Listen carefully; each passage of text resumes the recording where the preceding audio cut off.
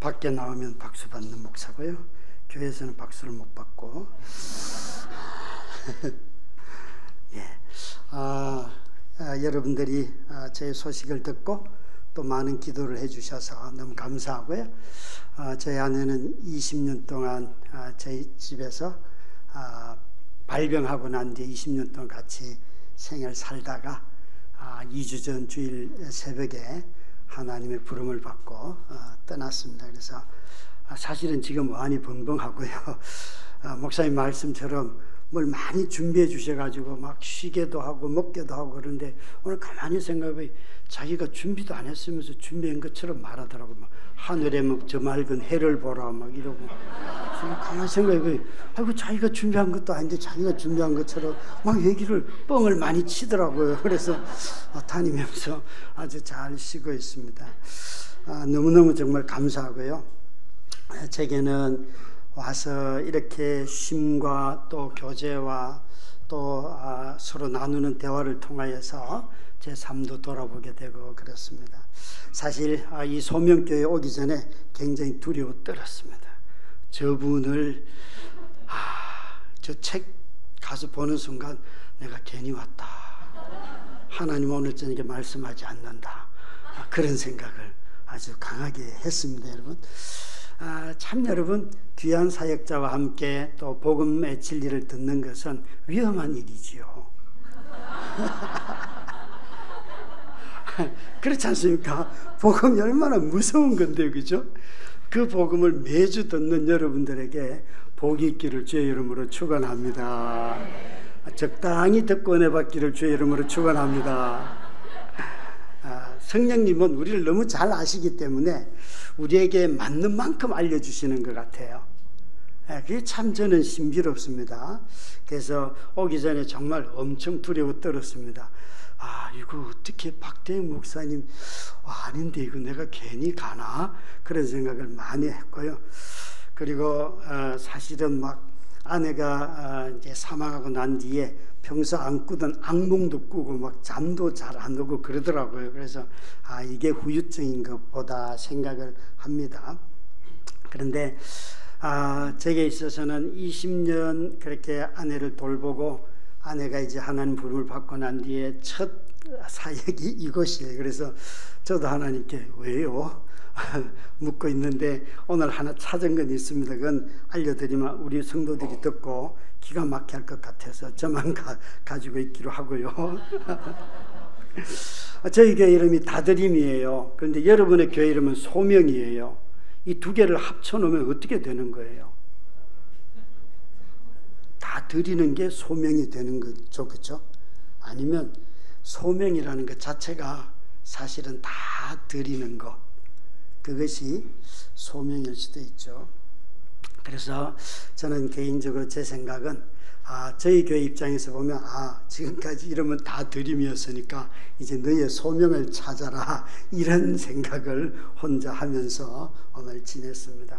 이번 세 번의 설교를 통하여서 성도의 삶의 가장 핵심, 성도는 기도에서 응답받고 자기 성공하고 이런 것은 일부이고, 성도로 부름받은 모든 사람들은 하나님이 이 세상에 현존한 악과 싸우도록 부름받은 존재들이 성도이고, 그래서 구원은 우리에게 있어서 하나님의 완성된 나라를 향하여 나아가는 삶이기 때문에 이곳에서부터 그런 삶으로 우리를 초대하셨다 하는 이야기를 하려고 하고요. 그 핵심은 서로 사랑하는 거다. 사랑하는 거고, 그리고 그 사랑은 어디로부터 나와야 되는가 하면 우리 마음에서부터 나와야 된다 하는 것을 세 번에 걸쳐서 나누어 설명하려고 합니다.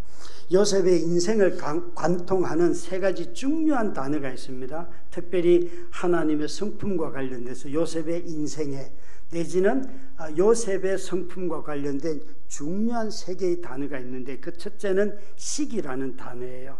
어린 시절의 요셉을 보면요, 형들로부터 시기를 많이 당하는데 꿈자랑하다가 아버지가 입혀주는 새색옷 입고 있다가 이런 것 때문에 다 시기의 대상이에요. 그리고 이 시기가 지나쳐서 형들이 잘못한 것을 고자질을 엄청나게 많이 해요. 저기 있는 37장 11절에 보면 37장에 두 번이나 걸쳐서 시기하였더라 하는 단어가 나오는, 이건 형들이 아버지가 막내를 편애하는 것을 보면서 또 채색 옷을 입혀준 것을 보면서 형들이 시기를 해요. 그런데 이 요셉의 성품 중에 하나가 형들이 잘못하는 것을 고자질을 너무 잘하는 거예요. 그런 동생들은 얻어맞죠, 그죠? 저에게는 물이 좀 필요합니다. 물을 좀 주시면 좋겠고요. 그래서 이게 첫 번째 요셉이 어린 시절에 가졌던 요셉의 성품이에요. 시기를 받고 고자질하고 자기 꿈자랑하고 이런 것 전부 다 시기와 관련이 있습니다. 그리고 두 번째는 요셉의 청년의 시기에는 악을 멀리하는, 유혹을 이기는 청년의 시절이 나와요. 우리 모두가 유혹이라는 것은 참 특히나 어떤 것으로 올 때 어려운가 하면, 예를 들면 이런 건 참 쉬워요. 저도 오랜 시간을 이렇게 부부 생활을 못 갖고 살았는데, 여러분 그냥 10계명에 있는 내 아내를 귀하게 여기고 외도하지 말라, 이런 건 여러분 단번에 죄인 줄 알죠, 외도를 하면. 그런데 예를 들면 이런 거는 죄가 될까, 이번에 아이가 대학을 가는데 내가 직장을 옮겨서 좀 월급을 많이 주는데 가는 게 어떨까? 이거는 여러분 죄일까요, 아닐까요? 되게 어렵죠.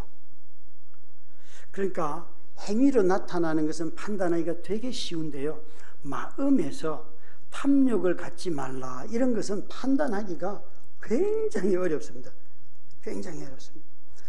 이 유혹이라는 것도 우리가 삶을 살아가면서 끊임없이 우리에게 다양한 모습으로 찾아오는데, 요셉은 오늘 이 본문에서 보면 그가 그 집의 아내가, 보디발의 아내가 요셉을 유혹하는데, 그것이 청년의 때에 요셉에게는 아주 컸던 훈련이었습니다. 그런데 요셉이 그것을 잘 극복을 하지요. 세 번째는 이 자신을 판 형들과 만나는 중년입니다. 중년 내지 노년의 때는 가만히 보면 용서의 문제로 그는 굉장히 많이 씨름을 합니다. 용서는 여러분 내 성품이 너그러워서 하는 게 아닙니다. 하나님의 구속의 섭리를 깨달아야지만 용서할 수 있어요. 요셉이 형들은 나를 팔았지만 하나님이 나를 당신들보다 여기 먼저 일찍 보내서 당신들을 살리려고 했습니다. 그걸 깨닫고 형들을 용서한 거라는 사실을 기억하셔야 돼요. 구속의 은혜, 구속의 섭리, 구원의 계획을 깨달을 때만 용서가 일어나는 거예요. 그런데 요셉은 이렇게 해요. 어린 시절에 그가 시기, 질투와 자랑하는 것 속에서 자랐고요, 청년의 때에는 노예로 팔려가서 살면서 성실하게 일하면서도 자기 정력의 문제에 걸려 넘어지지 아니하였고요, 그리고 중년과 노년이 되었을 때는 자기에게 상처 입힌 사람들을 용서하는 거예요. 이 정말 요셉의 삶은 너무너무 아름답고, 또 우리가 이 요셉을 보면서 하나님이 우리에게 성도의 삶으로 가르쳐주는 것이 그의 생애에 잘 드러나 있습니다. 저는 20년의 긴 시간 동안 사실은 굉장히 많은 시기, 질투 속에 숨어서 살았습니다. 왠가 하면 아픈 아내가 있으니까요, 이렇게 부부가 걸어가는 것만 봐도 너무 질투가 나는 거예요. 새벽기도 갈 때 보통 목사님들은 알 수 있거든요. 양복을 입고 성경을 들고 옆에 사모님과 함께 걸어가면 저거 거의 대부분 목사이다, 대충 맞더라고요. 그런데 저는 아내가 집에 있으니까 나는 저런 거 못하는구나, 이런 생각을 하면서 어떤 새벽기도 때는 가다가 많이 울고 그랬어요. 울기도 하고 그랬어요. 여러분 왜 이런 거 있잖아요. 오랜만에 동창 모임에 갔는데 그 이전에도 예뻤고 지금도 예쁘고, 그리고 그 이전에도 집이 부유했고 지금도 여전히 부유하고, 거기다 남편까지 잘 만나서 지금까지 남편도 잘 만났고 자식들도 너무 잘되고 잘생겼고, 근데 단 하나, 예수를 안 믿어요. 그럼 우리가 뭐라고 말해요? 예수 안 믿으면 모든 게 다 헛거야 그래요. 그렇게 하죠, 그죠? 또 아멘까지 나왔어요. 그런데 한 30년 뒤에 동창 모임에 가니까 지금까지 30년 동안 이 모든 조건이 다 똑같고 이제 예수까지 믿어요. 그럴 때 여러분 집에 맨정신으로 오실 수 있겠어요?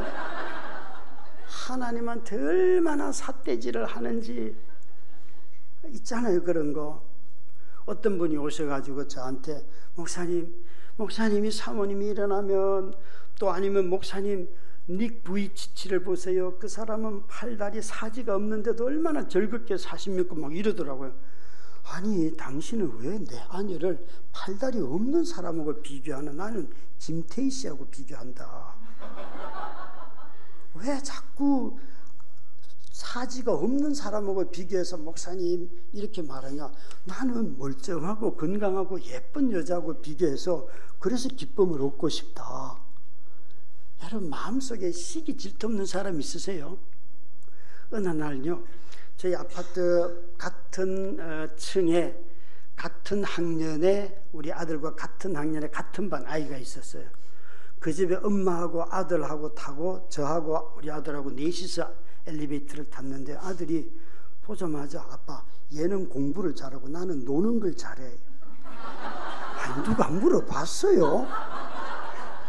아유, 웃음을 찾으면서 막 기괴하다가 그래 나도 아빠도 네가 공부 잘하는 걸 좋아해. 그랬더니 아빠 뭘 못 알아들으시는데 얘가 공부를 잘하고 저는 노는 걸 잘해요. 그 아주머니하고 얼마나 눈이 마주치고 웃었는 줄 아세요? 근데 막 속에서는 불이 나잖아요. 야, 이 새끼야. 근데 2년 뒤에, 이게 이제 고등학교 1학년 때 일이에요.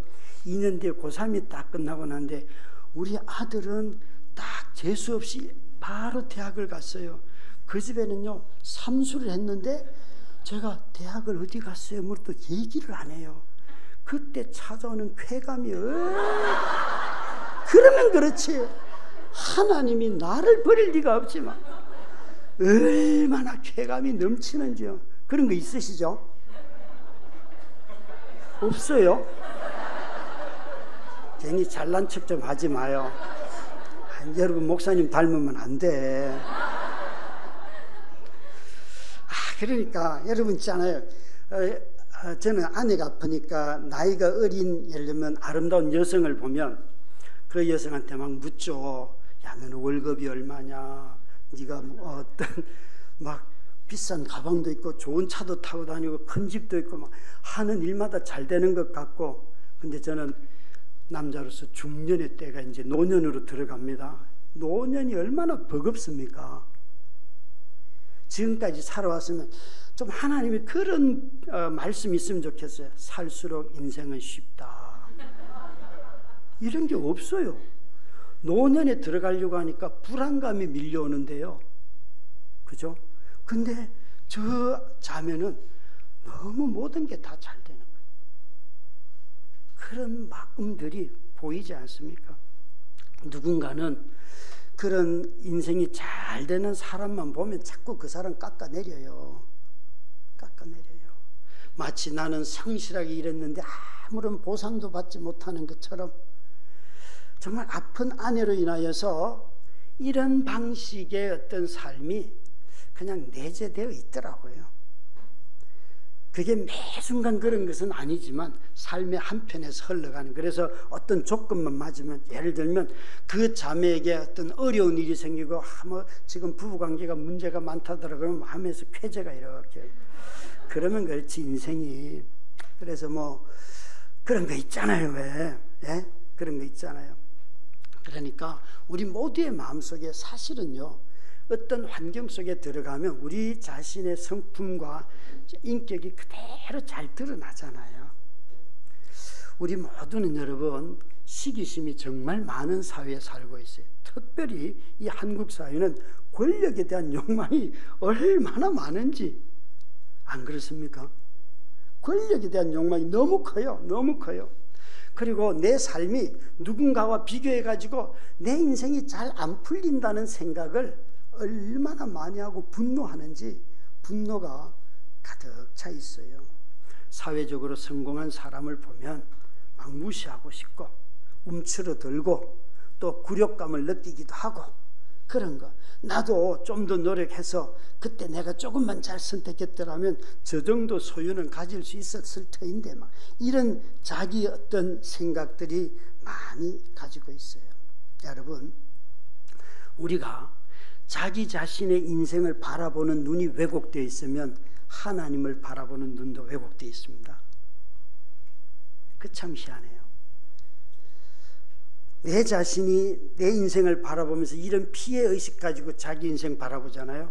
하나님이 누군가 저렇게 비도덕적이고 도덕이 없는 사람을 사랑한다 그러면 못 받아들여요.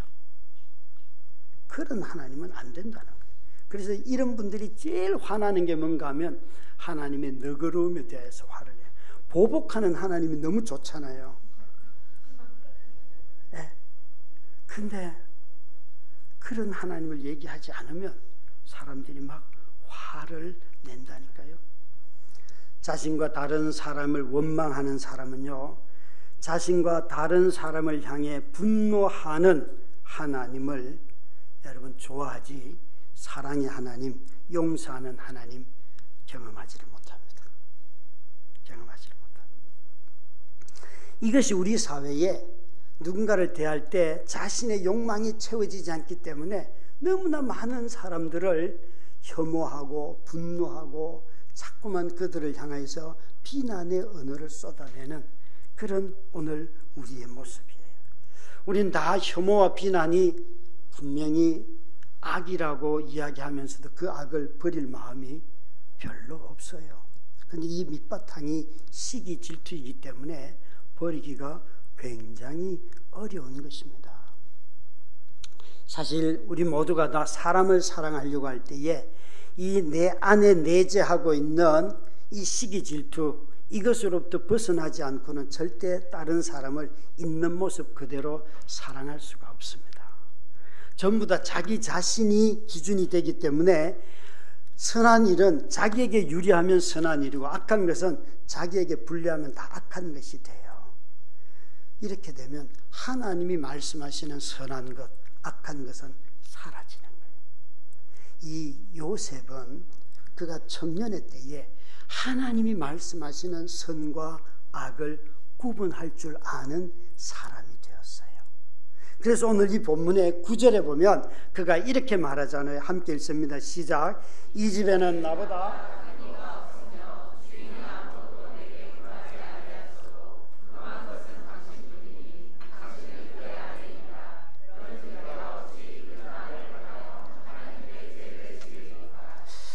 요셉은 언제 이걸 깨달았는지는 모르지만 그는 이렇게 말을 합니다. 이 집에는 나보다 큰 이가 없지만 또 주인이 금한 것도 내게 없지만 금한 것은 당신뿐입니다. 내가 어찌 이 큰 악을 행하여 하나님께 죄를 지으리까? 죄를 지으리까? 요셉은 알았습니다. 이 악이라고 하는 것은 하나님께 죄를 짓는 것이라는 사실을 알았어요. 근데 오늘 이 본문을 여러분 가만히 보시면 요셉이 지금 하는 이야기가 이 집에 내가 주인으로부터 받은 권한 중에 당신 빼고는 모든 것 다 할 수 있어요. 단 하나만 안 하면 돼요. 이게 여러분 어디서 나오는 이야기예요? 창세기 앞에 1, 2, 3장에 아담과 하와에게 하나님이 너 여기에 너 내 나라의 가정 총무인데 너 모든 것 다 먹을 수 있어. 이 하나만 먹지 않으면 돼 라고 했는데 여러분 인간은 하나를 지킬 수 있어요 없어요? 또 이거 보면서 요셉은 이렇게 지켰구나, 나도 다 지켰어, 좀 생각해 볼 게 많이 있어요.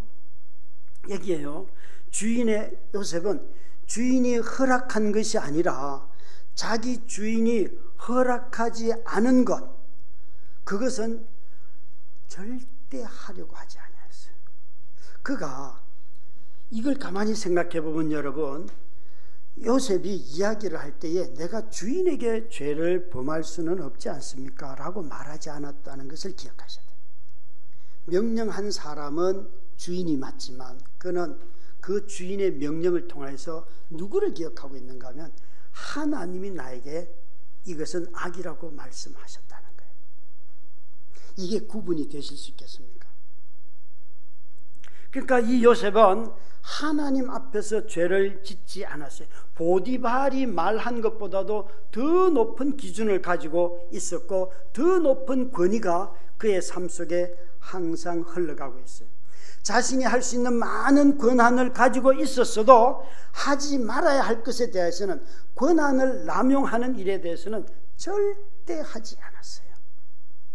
권한이 많을수록 권한을 남용하기 시작하면 회사가, 사회가, 나라가 겪는 혼란이 엄청나게 크지요. 권한 남용을 이건 내가 할 수 있는 것이라고 말하는 순간 그때부터 한 가정이 파괴가 되는 것입니다. 요셉은 다른 사람의 권력을 활용하는 그런 사람이 아니었어요. 주인이 자기를 신뢰하니까 내가 그것 가지고 내가 마음대로 해야지 라고 하지 않고 그는 아주 정직하게 하나님 앞에서 자신의 삶을 주인을 위하여 섬기는 삶을 살아가고 있다는 거죠. 여러분, 여기에 요셉이 갖고 있는 믿음이 있는데 그것은 요셉은 하나님이 어디에 계시다는 거예요? 요셉은 여러분, 그가 아버지 집을 떠나고 난 뒤에 노예로 팔려가서 보디발의 집에 갔을 때 이 애굽의 그 경비대장인 이 사람 집에도 누가 계시다는 거예요? 하나님이요.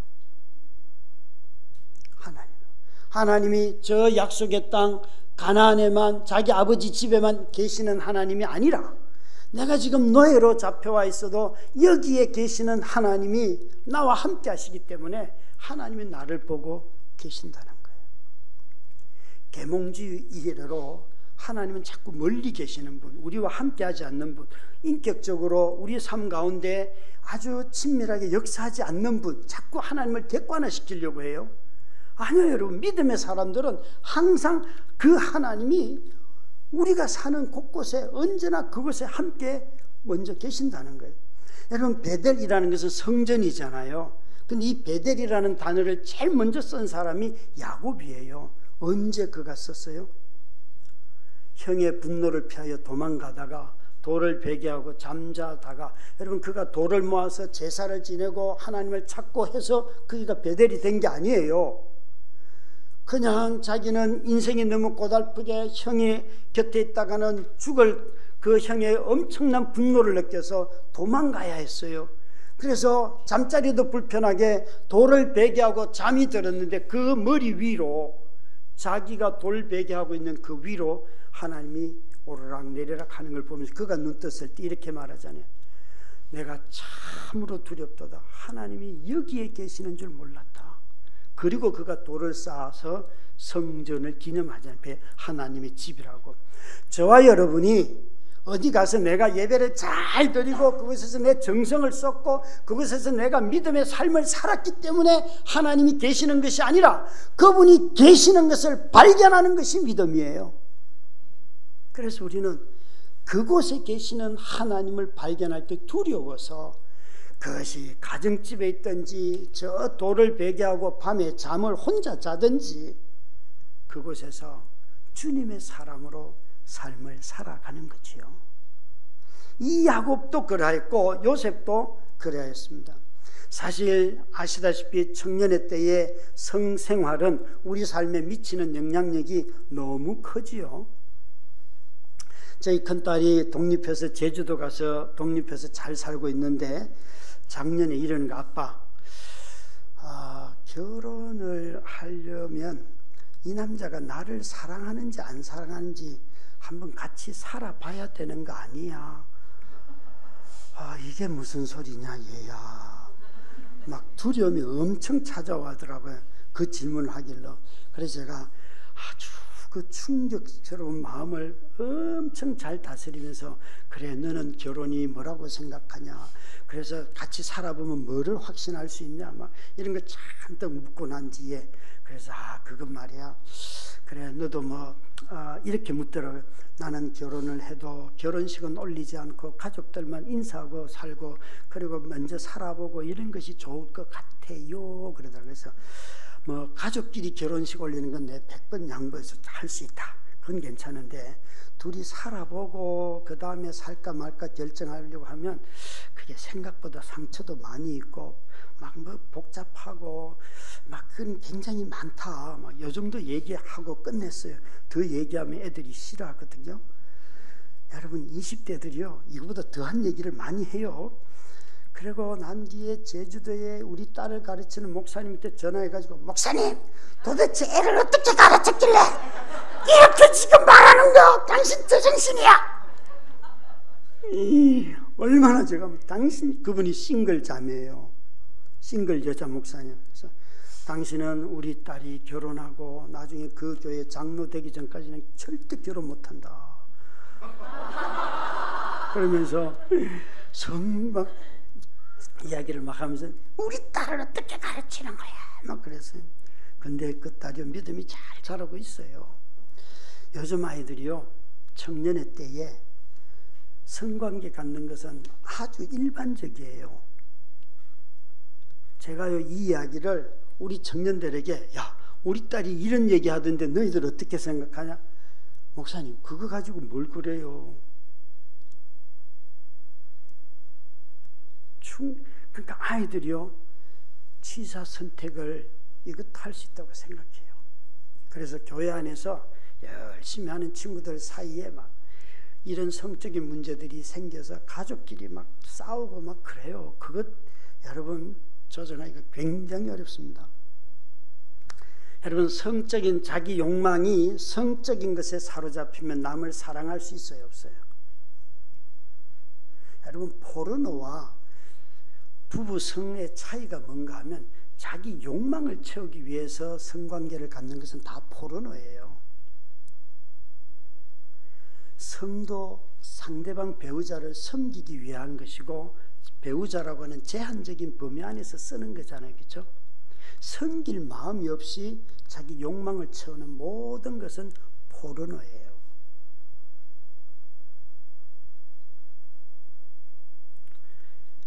요셉은요 자신이 젊은 시절에 노예고 또 얼마나 이 남자가 잘생겼는지 아니 애굽의 그 보디발의 아내가 이 요셉에게 반했다니까요. 그런데도요 여러분 요셉은 이 욕망에 걸려 넘어지지 않았어요. 사람이 욕망만 성적인 욕망만 있는 게 아니잖아요. 그것이 돈일 수도 있고 그것이 명예일 수도 있고 그것이 자아일 수도 있어요. 그런데 이런 것에 사로잡히면요 자기도 파괴하고 남도 파괴해요. 요셉은 젊은 시절에 이것에 노출되었지만 그 자신은 이렇게 말합니다. 하나님이 보고 계시는데 내가 어떻게 악을 행하겠냐. 하나님이 보시는데 라고 말을 하고는 청년의 때에 빠지기 쉬운 이 성적인 탐욕, 중년의 때에도 빠지기 쉬운 이 성적인 탐닉에 그는 빠지지 아니하였습니다. 우리가 다 성도의 삶을 거룩하게 악과 싸워서 살려고 하면 일상생활에서 무엇이 악한 건지 무엇이 선한 건지 구별할 수 있어야 합니다. 이 보디발의 아내가 요셉을 유혹하였는데 그것도 음모를 꾸미지 않습니까? 7절 말씀에 보면 그의 주인의 아내가 요셉에게 눈짓하다가 동침하기를 청하니 10절은 같이 읽을까요? 시작. 여인이 날마다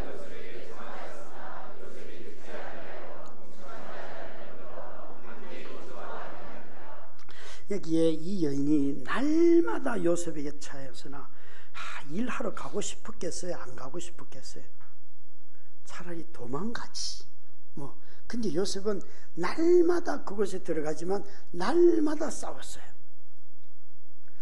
여러분 누군가는 이런 성적인 문제가 아니어도 돈이 궁할 때는 이 돈을 내가 유용을 할까 말까 전용을 할까 말까 이거 매일 시험에 찾아오잖아요. 매일 찾아오잖아요. 우리 모두는 이런 일들이 너무 많이 있습니다. 이 일이 날마다 그것도 가정에서 일어나고 이 요셉 보디발의 아내는 모든 종들을 다 물리치고 둘이만 있는 상황도 스스로 만들어요. C.S. 루이스가 이 스크루테이프의 편지에서 이렇게 말합니다. 일상의 평범성이 우리를 악에서 무디게 하지요. 인간을 악으로 이끌려는 악마의 활동은 끔찍하고 무시무시한 지옥이 아니라 일상적이고 무료하기까지 한 관료사회의 이미지를 의도적으로 이용합니다. 여기 관료사회의 무료한, 늘 똑같은 삶을 사는 관료사회의 무료한 이미지를 써서 야, 너 이거 새로운 거야. 요거 해서 좀 인생이 조금 즐기면 어때? 아, 요거 좀 먹어도 돼. 다 먹어. 그렇게 일상의 사건으로 다가옵니다. 아주 무시무시한, 이거 하면 너희 집안이 다 망하고 너 자신이 수치를 당하고 그렇게 말하지 않고요. 아, 이건 누구나 다 하는 거야. 우리 조직을 위해서 네가 해야 돼. 그렇게 찾아온다는 것이에요. 얼마나 C.S. 루이스가 이 일상의 평범성이 우리를 악으로부터 무디게 하는지를 설명할 때 무시무시한 지옥이 아니라 일상적이고 무료하기까지 한 관료사회의 이미지를 썼는데, 이런 눈으로 오늘 우리의 일상을 보면 저런 청문회를 통해서나 우리 국가를 운영한 공무원들을 통해서나 듣다 보면 정말 이것이 악이라는 것이 너무나 명료하게 드러나지 않습니까? 여러분, 사람들이 악에게 걸려 넘어지는 대부분은 자신의 장점 때문에 그렇습니다. 자신의 장점.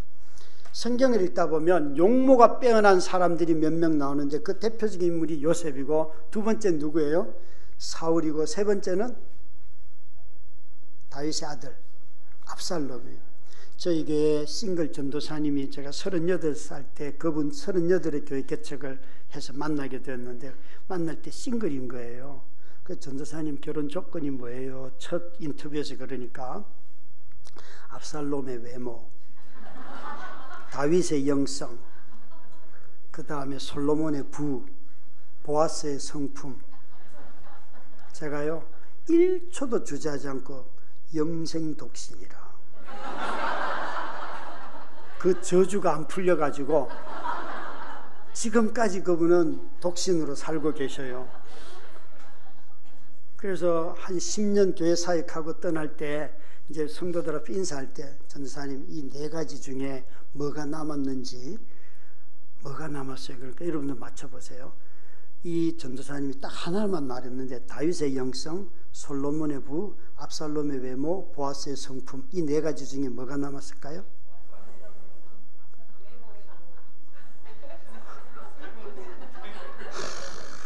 외모는 아직 아니에요. 외모는 그냥 주고, 뭐가 남을까요? 솔로몬의 부. 그것도 돈 있는 빨리 죽을 영감. 그래, 맞다, 정답. 우리는 그렇게 사임시키는 교회예요. 여러분, 사실 우리가 가만히 보면 자녀 교육을 할 때도 늘 돈 걱정 많이 시키잖아요. 마치 여러분들이 공부를 잘해서 먹고 사는 것처럼. 학교 성적 별로 좋은 분 없으시죠? 그 누가 먹여주셔서 사셨어요? 또 대답을 안 해요. 고위공직자인 남편이? 아니라니까요. 하나님이 먹여주셔서 다 산 거예요. 믿거나 말거나 그래요. 분위기가 아주 묘합니다. 이 용모가 빼어난 사람이 요셉인데, 이 야곱이 왜 요셉에게 그 채색 옷을 입혔을까 생각해 보면, 아, 용모가 빼어났더라 하는 걸 보면 태어날 때부터 이 요셉은 아주 준수한 수려한 용모를 가지고 있음이 틀림이 없어요. 그런데 이 보디발은 나중에 청년이 된, 적어도 한 17살 전후에 이제 노예로 팔려가잖아요. 그죠? 그러니까 청소년이 되었을 때 이 요셉의 건장한 몸매를 한번 생각해 봐요. 그리고 그가 가정 총무가 되어서 일을 하는데 근육이 발달하고 아주 수려한 용모인데 싱글이에요. 모든 여자의 가슴 뛰게 하는 정우성 같은 그런 남자 같아. 우리 딸이요 이러더라고요. 아빠, 나는 아빠 성품 닮은 남자면 돼 그러더라고요. 내가 내 인생 성공했다 그러고 굉장히 자신감 넘쳐서 내 인생 성공했다 그랬더니만 단 키는 아니야 그러더라고요. 여러분은 무엇에 진짜 보고 여러분 배우자를 택하십니까?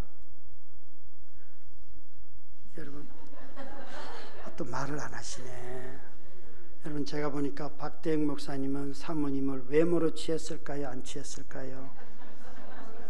여러분 기준으로 보니까 외모를 취했어요? 안 했어요? 하여튼 애매하게 대답 잘하세요. 자기는 외모로 취해놓고 꼭 청년들한테는 얘들아 중심을 봐야 된다. 그런 설교는 짜증나요. 그죠? 엄청 짜증나요. 그러니까 여러분 그냥 외모를 취하시고 나중에 어려울 때 중심을 다해서 사랑하면 되잖아요. 뭐가 문제예요? 에? 아니 매력도 없는 여자하고 남자하고 어떻게 살아요? 그죠? 옆에 빨리 앉으신 분 봐요. 아직도 매력이 넘치는지. 째려보지 말고 사랑의 눈빛으로. 에? 그러니까 여기에 이 얼마나 노예로 끌려와서 자기 집에 이제 모든 일을 맡은 이 요셉이 얼마나 수려했는지 그 집 주인이 있잖아. 아내가 반합니까? 어마어마한 거잖아요. 그런데도 요셉은 이 용모 때문에 걸려 넘어지지 않았어요. 사울도 걸려 넘어졌고요. 그리고 압살롬도 걸려 넘어졌잖아요. 근데 성경에 유일하게 이 요셉은 정말 걸려 넘어지지 않았어요. 여러분 자기 자신이 가진 장점이 언제나 악의 도구가 될 수 있다는 것을 늘 기억해야 됩니다. 사람은 자신의 장점을 가지고 마음속에 은연중에 갖고 있는 게 있어요. 나는 괜찮을까? 나는 이건 할 수 있어. 그런 거 있잖아요. 그래서 자기 장점을 누가 인정해주고 존중해주고 그러면 갑자기 자기의 권한을 넘어서는 일까지도 막 하려고 하는 경향이 우리에게 있습니다. 뿐만 아니라 여기에 놀랍게도 일상에서 자신의 장점에 걸려 넘어지지 아니했지만 이 요셉은 뭐라고 말하는가 하면 이 여자가 말을 할 때 아무도 보는 사람이 없다라고 말을 해요. 아무도 보는 사람이 없다. 그런데 요셉은 뭐라고 말합니까? 너 무슨 소리 하냐? 하나님이 보고 계시는데. 하나님이 보고 계시는데. 그러니까 일상에서 선악을 구별하지 않는 사람들은요 항상 누구도 몰라, 당신하고 나하고 둘밖에 몰라 이야기를 참 많이 해요. 하나님이 보고 계시고 듣고 계시고 다 아심에도 불구하고 이 여자는 의도적으로 집에 있던 모든 사람을 다 쫓아냈어요. 이 보디발의 아내가 거짓말하는 것 보십시오. 여러분 너하고 나하고만 알면 돼, 아무도 몰라 라고 말했습니다. 그런데 요셉은 그렇게 말하지 아니하였어요. 뭐 CCTV를 까지 않아도 요셉은 하나님이 영원한 CCTV가 돌아가고 있는데 내가 왜 그렇게 말하고 있잖아요. 요셉은 사람들이 보지 않는다고 생각한 것이 아니라 보디발의 아내를 보지 않으려고 하였어요. 여러분 저와 여러분이 하나님의 임재의식이 사라지는 순간 우리의 삶의 기준은 흔들립니다. 자식에게 유리한 쪽으로 다 갑니다.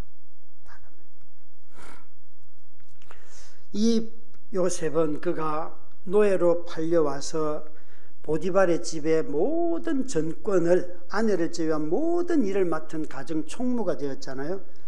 노예가 이 경비대장의 집에 집사가 되었으니까 엄청나게 성공한 거죠. 여러분 성공은 악한 것은 아니지만 악은 반드시 성공을 가지고 우리를 무너뜨리려고 합니다. 실패한 사람들도 악에게 걸려 넘어지지만 성공한 사람들, 악은 성공을 이용하여서 사람을 무너뜨리려고 합니다. 요셉은 가정총무라고 하는 어마어마한 권력을 가지고 있음에도 불구하고 그는 그것에 의해서 걸려 넘어지지 않았어요. 근데 그가 걸려 넘어졌을 때가 있어요. 언제? 아버지가 입혀준 채색 옷을 입었을 때. 그때는 그 옷을 입고 형들한테 거들먹거리고 형들이 잘못하면 가서 고자질하고 그러면서 이런 꿈을 꾸잖아요.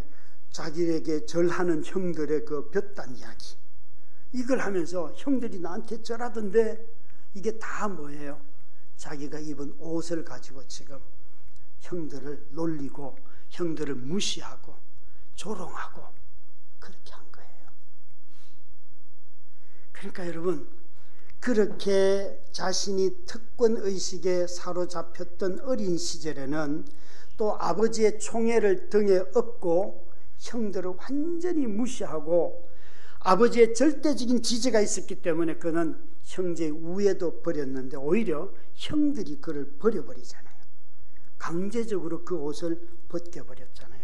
찢어버렸잖아요. 그런데 요셉이 오래전에 팔릴 때는 그렇게 팔렸지만 몇 년이 지났는지는 알지 못하지만 적어도 30살이 되었을 때 총리가 되니까 그 사이 17살부터 이 13년 동안 어딘가에서 요셉은 이제 자신이 성공했어도 걸려 넘어지지 않는 사람이 된 거예요. 사람이 교만하지도 않고 자신의 일은 열심히 하지만 하나님이 하지 말라는 건 안 해. 내가 아무리 이렇게 높은 자리에 가 있어도 이건 악한 거야 그러면 안 하는 거예요. 여기에 여러분 요셉은요 정말 놀라운 것이 자신은 성공했지만 그 성공한 것으로 악을 행하는데 사용하지 않았다는 거예요. 그러나 우리 사회는 성공하고 자신이 권력을 갖고 한 그것 가지고 악으로 그 능력을 이용하는 자들이 너무 많습니다. 권력을 잡는 것은 악한 것이 아니에요. 악이 권력을 이용할 뿐이에요. 그럴 때 우리 그리스도인들이 이 권력을 가지고 있어도 악에게 내어주지 않는 믿음이 있어야 되잖아요. 그런데 이것을 자꾸만 성공에다 초점을 맞추다 보면 성공보다도 악과 싸우는 것이 하나님이 더 귀하게 여기는 일임에도 불구하고 성공 자체가 우상으로 변하는 거죠. 여러분, 신체적인 장점이나 성공으로 이끌 만큼 능력도 있고 또 이 요셉처럼 성실하잖아요. 그러나 요셉은 악을 행하지 아니하였어요. 그가 신체적인 장점도 있고 성공하는 능력도 있고 성실한 성품까지 다 있는데 이것 가지고 악을 행하였다면 얼마나 그가 하나님의 법을 버리는 사람이 되어버리지 않겠습니까? 사람들은 어려울 때는 은혜를 추구하고 막 믿음대로 살려고 해요. 그런데 성공하고 난 뒤에 무너지는 사람들이 많지요. 성공하고 난 뒤에 자기 자신의 아름다움과 능력과 성공을 위한 기회로 자신이 갖고 있는 장점을 성공을 위한 기회로 사용하는 사람은 반드시 걸려 넘어지지만 자신의 장점을 가지고 하나님을 섬기는 데 쓰는 사람은 성공해도 넘어지지 않습니다.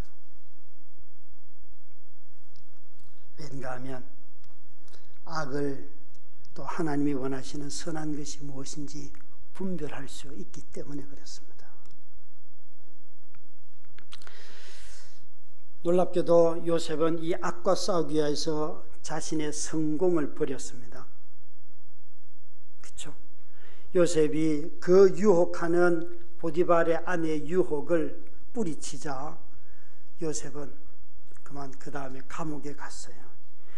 오늘 성경에 12절, 13절, 15절, 17절에 자주 나오는 게 뭔가 하면 요셉이 옷을 버려두고 도망갔다. 15절 말씀, 9절 말씀 읽을까요? 아니요. 15절 말씀을 한번 읽어보도록 하겠습니다. 함께 읽도록 하겠습니다. 그가 나의 소리질러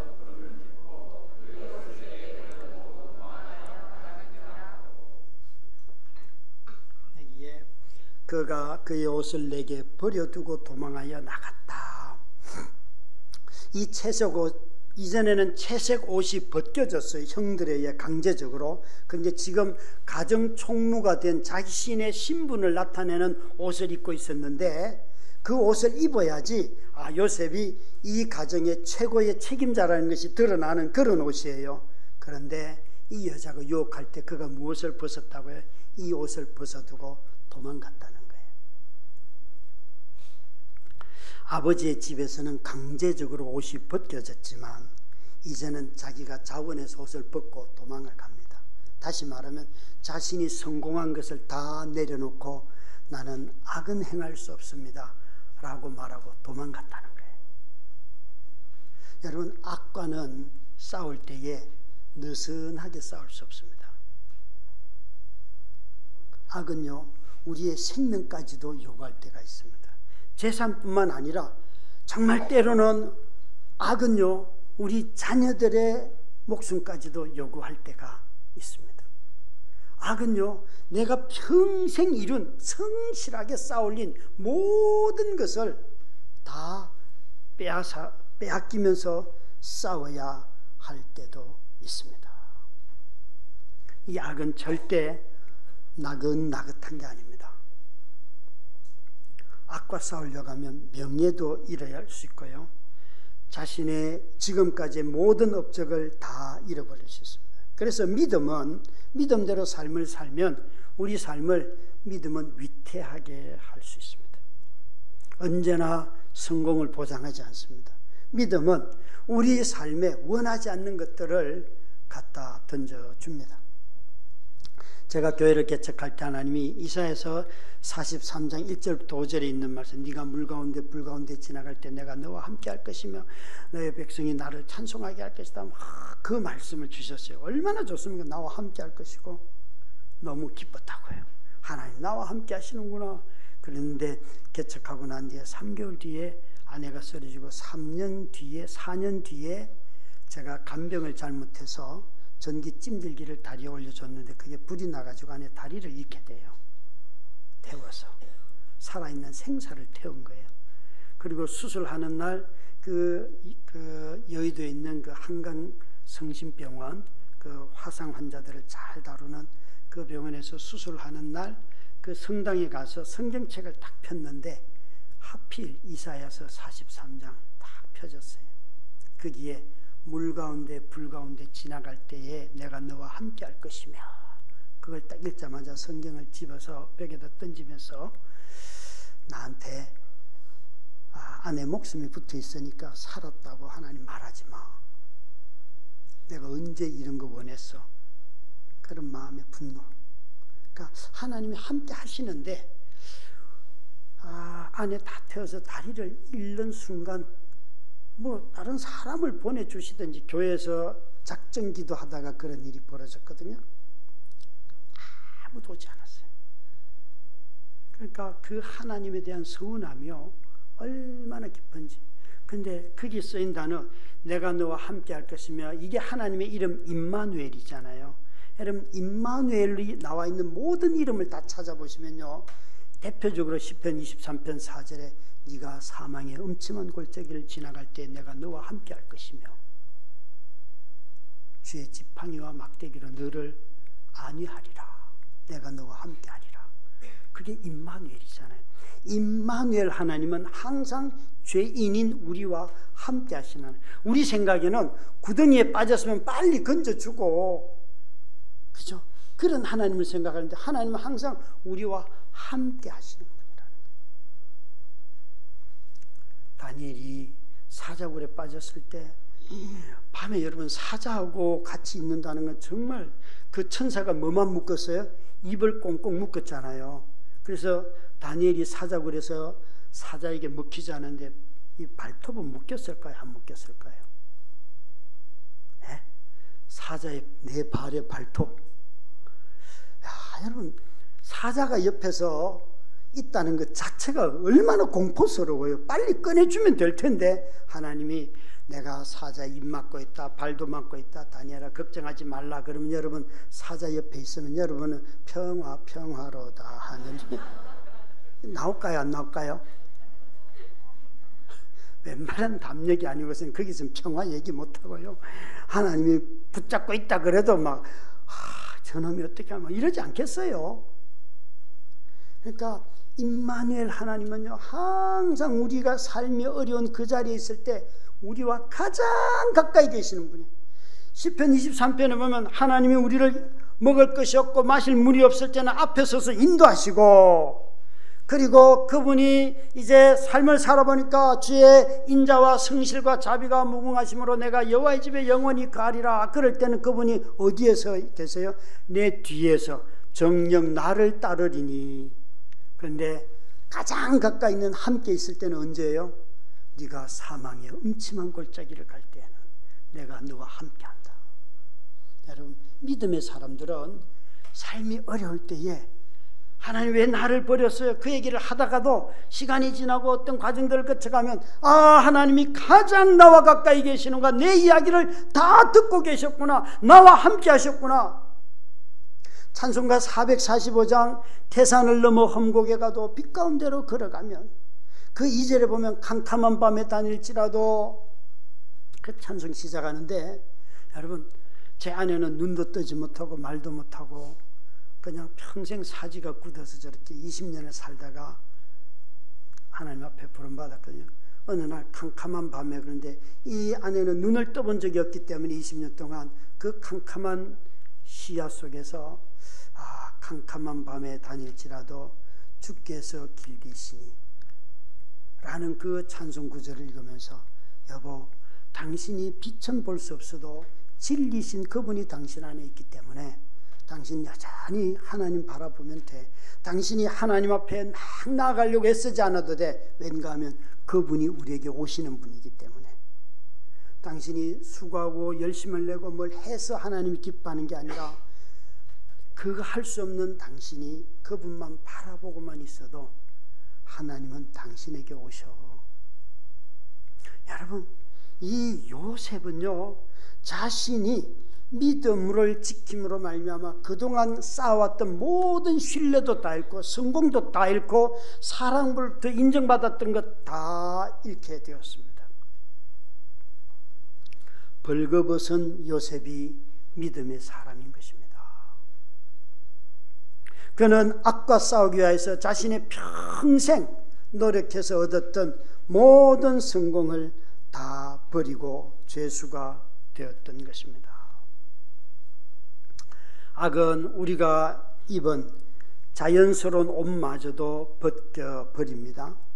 그런데 오늘 21절 말씀인데요, 21절은 우리가 읽지 아니하였지만 21절 한번 같이 읽도록 하고, 21절부터 23절까지 말씀인데요, 같이 읽겠습니다. 여호와께서 요셉과 함께 하심으로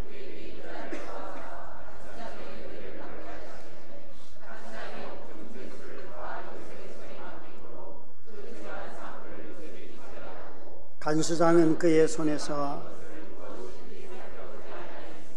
이는 여호와께서 요셉과 함께 하심이라. 여호와께서 그를 범사에 형통하게 하셨더라. 여기에 이 39장에는 형통이라는 단어가요, 2절에도 나오고요, 그리고 또 3절에도 나오고요, 그리고 23절에도 나와요. 근데 이 앞에 두 단어 형통이라는 뜻은 받는다, 얻는다, 차지한다, 그런 뜻을 가지고 있어요. 그래서 하나님께서 그와 함께하여 형통하였더라 그러면 그가 노예로 팔려갔지만 보디발의 눈에 띄고 또 일하다 보니까 가정 총무가 되고 이런 뜻이에요. 그러니까 일이 다 잘 되는 거예요. 그런데 23절에 나오는 그를 범사에 형통하게 하셨더라 라는, 여기에 나오는 범사의 형통이라는 단어는 조금 뜻이 다른데, 이것을 직역하면 그의 손에 여호와의 향기가 있다, 그런 뜻이에요. 그러니까 요셉을 통하여서 그에게 나타나는 게 뭔가 하면 하나님의 임재, 하나님의 성품, 하나님의 능력이 나타나더라. 그게 바로 그가 범사에 형통하였더라, 그런 뜻이에요. 그러니까 요셉이 하는 일 가운데 놀랍게도 이 형통이라는 말은 그의 삶이 드려지는 향기로운 제물이 된 거예요. 그의 삶 자체가.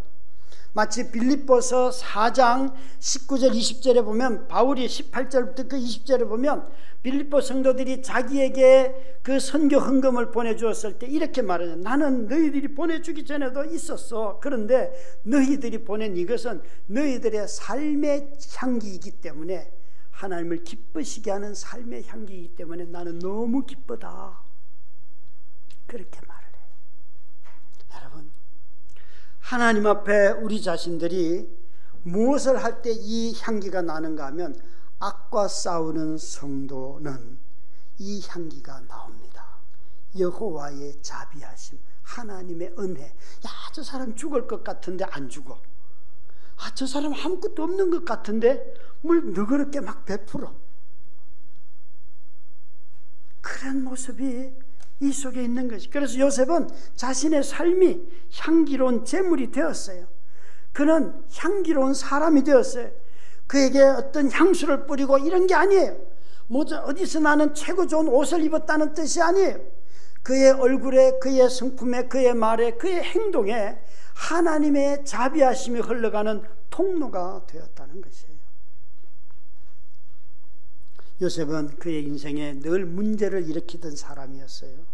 그런데 이제는 문제를 일으키는 사람이 아니라 다른 사람이 일으킨 문제로 인하여서 자신이 감옥에 가야 되는 모진 인생을 살지만, 놀라운 것은 그가 어떤 삶의 자리에 가든지 하나님의 향기가 그를 통하여 드러나기 시작했다는 거죠.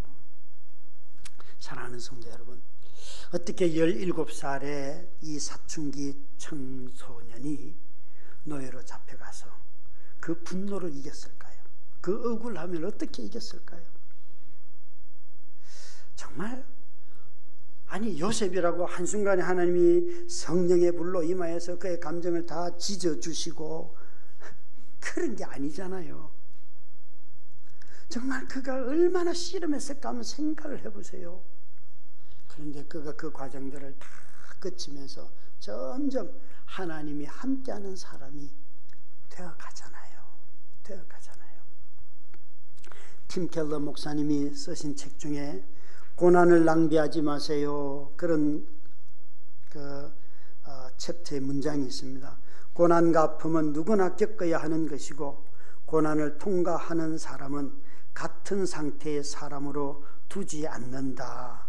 저는 이 문장이, 고난을 낭비하지 마세요, 고난과 아픔은 누구나 겪어야 하는 것이고, 고난을 통과하는 사람은 같은 상태의 사람으로 두지 않습니다. 무엇이 고난이? 여러분, 고난을 다 겪고 난 뒤에 남는 것은요, 뭔가 하면요, 전혀 다른 나의 인격, 전혀 다른 사람, 고난을 통하여 그게 빚어지는 거죠.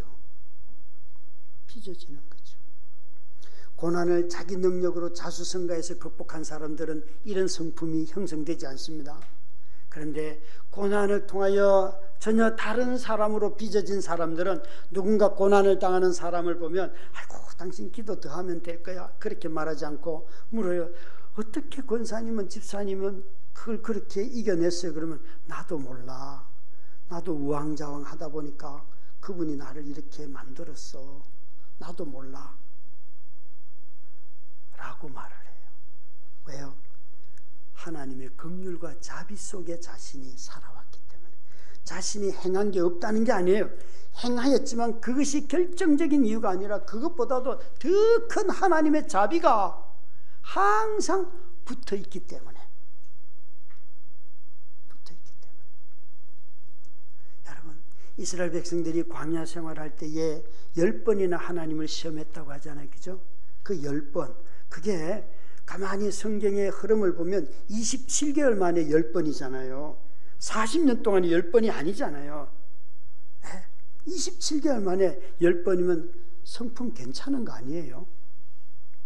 여러분은 10번을 오늘 다 쏟았을 수도 있어요. 눈 뜨자마자 나 저런 인간을 만나가지고 직장에 들어가면서 내가 이따위 직장에서 집에 오는데 전화 오니까 이 새끼들아, 뭐 여러분 있잖아요. 우리는 원망과 이런 게 어마어마하잖아요. 아닙니까? 요즘은 뭐 보면 전부 다 분노할 일이 너무 많잖아요. 어느 날 저희 교회 부목사님이 차를 타고 우리 막내하고 딱 가는데 우리 막내가 이러더라는 거 아니에요. 목사님은 참 윤리적입니다. 여기 30km 돼 있으면 30km 탁 가고 50km 가고 목사님은 너무 윤리적이에요. 그런데 우리 아빠는요 50이면 80으로 가고요 80이면 120으로 가요. 그러니까 그래 너희 아빠는 비례적이지. 그러니까 너무 이 부목사님이 흥분을 했어요. 그랬더니 우리 막내가 그런데요 목사님은 왜 남이 끼어들면 야 이놈의 새끼야 왜 욕을 하세요? 우리 아빠는요 누가 끼어들으면 다 넣어줘요.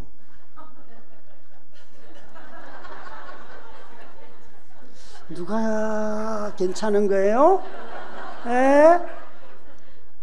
예? 제가 웃으면서 성품이 내가 좋다니까. 내가 신호등을 어기거나 속도를 어기면 내가 벌금 낼 거야. 나는 그래도 빨리 다니고 싶어. 저는요 이런 게 제일 멍청하다고 여겨지는 사람이에요. 새벽 기도 올 때 신호등 지키는 사람, 주변에 차도 없고 아무도 없는데 나는 도덕을 지켜야 돼. 내가 앞에서 이걸 지키면 뒤에 사람은 다 서 있을 거야. 뒤에 사람 인생 급해요. 좀 비켜줘요 좀. 그러니까 이게 뭔가 하면 신호등이 우상이에요. 신호등이 있는 이유는 사람들 안 다치게 하려고 있는 거 아닙니까? 아닙니까? 사람 안 다치게 하고 지나가면 되는 거 아니에요? 그러다 경찰한테 걸리면 벌금 내면 되고 뭐가 문제예요? 예? 문제 없어요. 자기 의의를 세우려고 신호등 나는 다 지키면서 옵니다. 그건 당신 법이고. 뭔지 아시겠어요? 자기가 그렇게 한다고 남한테 똑같은 걸 요구할 이유는 없잖아요. 내가 그렇게 하더라도 남에게 자유를 줘야죠. 아닙니까? 공부를 못한 여러분들이 공부 못하는 자녀에게 야 공부 안 해도 하나님이 먹여주셔. 그러니까 공부하지 마. 이 얘기를 하셔야지 자녀들이 행복하잖아요. 아닙니까? 여러분 우리는요 경쟁이라는 것과 너무 많이 싸우고 있는데 안 싸우려고 해요. 사람들이 얼마나 청소년들이 우울증이 많고 집에 있는 애가 많고 말 안 통하는 애가 많고 다 뭐예요? 어마어마한 경쟁에 내몰리는 제도 때문에 아닙니까? 그런 아이를 보고 네 마음이 약해서 아니에요. 여러분 얼마나 여러분 우리가 정말 악과 싸우려고 하면요 그 악과 싸우고 난 뒤에 자신이 다른 사람이 된다는 거예요. 이게 이 팀 켈러가 하는 말은 고난 전의 사람과 고난 후의 사람은 다른 거예요. 그런데 고난 후에 똑같은 사람은요 자기가 살아났다고 생각하기 때문에 그래요. 하나님이 나를 살려주셨어. 이 은혜에 들어가면요 그냥 나도 몰라요.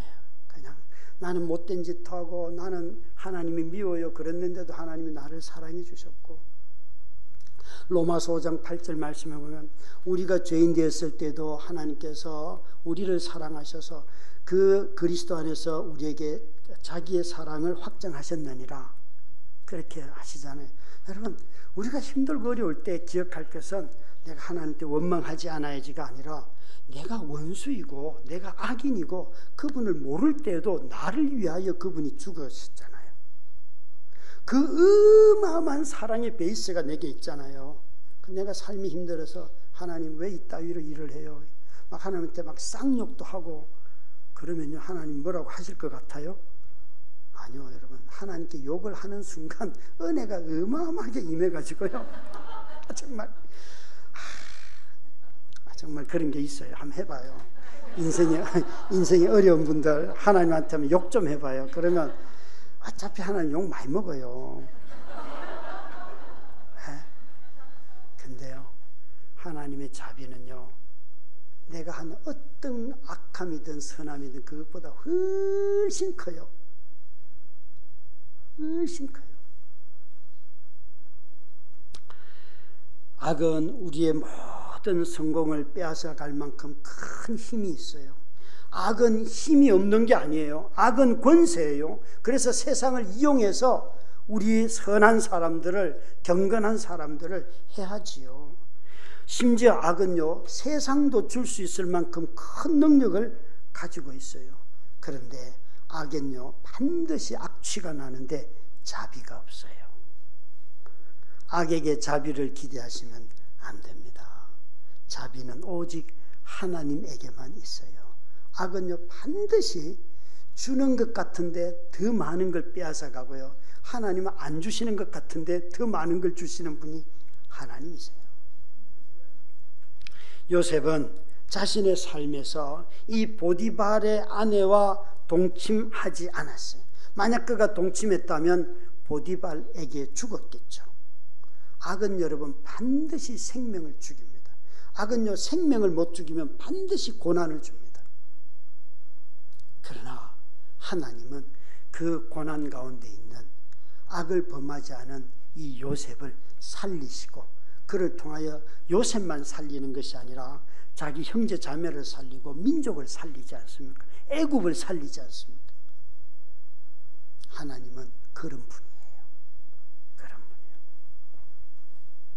우리 모두는 우리 삶에 이 성도의 삶을, 정말 우리 기도하신 분이 말씀하신 것처럼 마지막에 성도의 삶을 사신 예수 그리스도의 이름으로 기도드립니다 하셨는데, 정말 성도의 삶을 가장 온전하게 이 땅에서 살아내신 그리스도, 그분이 계시기 때문에 우리가 그분으로부터 나오는 구원의 향기를 누리며 살지 않습니까? 요셉은 노예로 잡혀온 사람인데요, 보디발의 집에 청직이었고 그가 청년이었어요. 그런데 그가 악을 멀리함으로 고난을 받았어요. 노예로 팔려온 자가 악을 멀리하는 자이고 악을 이기는 자예요. 놀랍지 않습니까? 보디발이 선해서가 아니라 노예로 팔려온 그 자가, 그 어린 자가 그 노예로 팔려와서 이제 가정 총무가 된 이방인 가운데 이주민으로 살고 인정받은 그 사람이 악을 이기는 자예요. 오히려 주인을 섬기는 노예가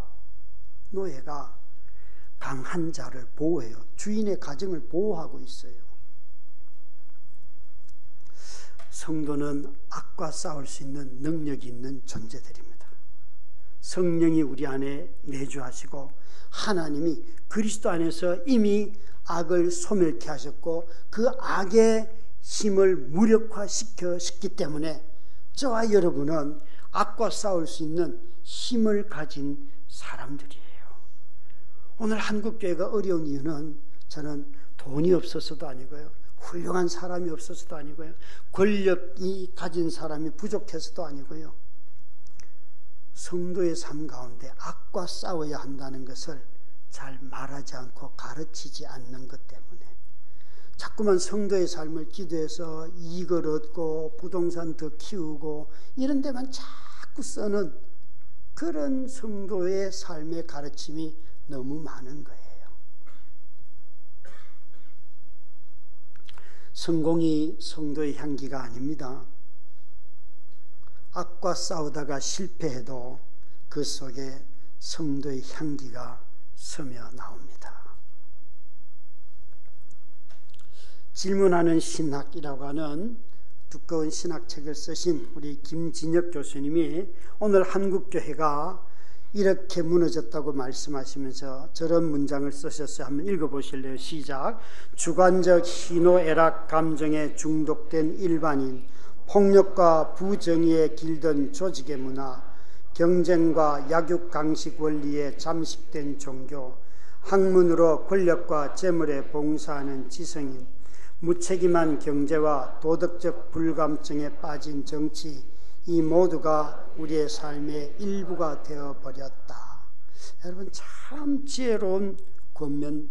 그러니까 주관적인 희노애락의 감정에 중독된 우리들 전부 다 자기가 기쁘면 다 좋다는 거예요. 자기가 좋다면, 자기만 만족이 된다면 누가 우는지도 관심이 없고요, 내가 기쁘다면. 뿐만 아니라 폭력과 부정의에 길든 조직의 문화, 폭력과 부정, 정직하지 않은 삶 얼마나 많습니까? 그죠?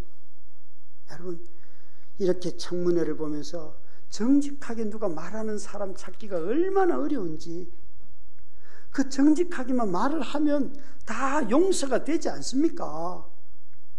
그런데 그걸 개매하게 말을 비꾸고 조문을 바꾸고 그런 거 보면 막 자다가도 벌떡벌떡 일어나잖아요. 화가 나가지고. 그렇지 않습니까? 계엄이 선포되던 날 밤에 아주 용감하게 국회 앞으로 달려갔습니다. 밤새도록 거기서 데모를 하면서 얼마나 기도했는지 몰라요.